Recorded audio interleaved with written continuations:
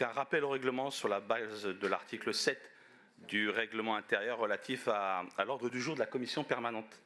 Au début de votre mandat, vous aviez supprimé le char de la région qui défilait chaque année lors de la marche des fiertés, en tout cas la subvention.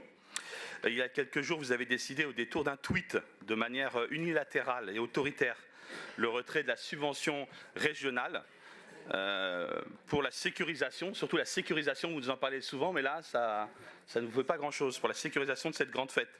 Cette nouvelle décision fait suite à la publication de l'affiche annonçant l'événement.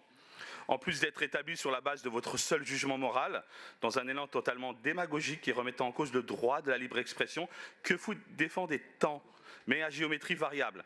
Cette décision de l'abandon par la région de la sécurisation de la marche est malvenue quand on sait que les agressions homophobes ont explosé ces dernières années dans notre pays. Qu'est-ce qui justifie ce retrait? Sur quelle base juridique avez-vous pris cette décision? Nous l'avons voté dans cette instance, c'est ici que nous devons prendre des décisions. Cette subvention est versée dans le cadre de la signature d'une convention entre la région et l'association. Nous ne comprenons donc pas, Madame la Présidente, la non-inscription à l'ordre du jour de notre Assemblée d'un point proposant le vote de ce retrait.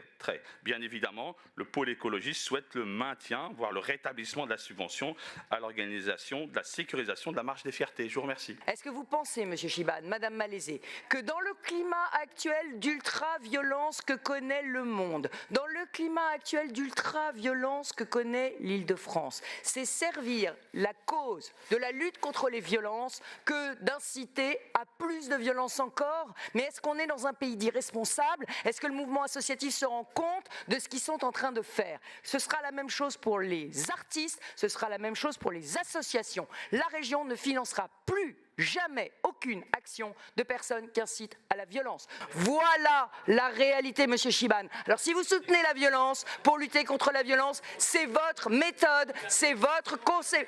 Les associations ont le droit de s'exprimer comme elles le veulent, nous avons le droit aussi de penser ce que nous voulons. La liberté d'expression, c'est pas elles pensent ce qu'elles veulent, elles font ce qu'elles veulent, et nous on n'a que le droit de se taire et de payer. On n'est pas un tiroir-caisse.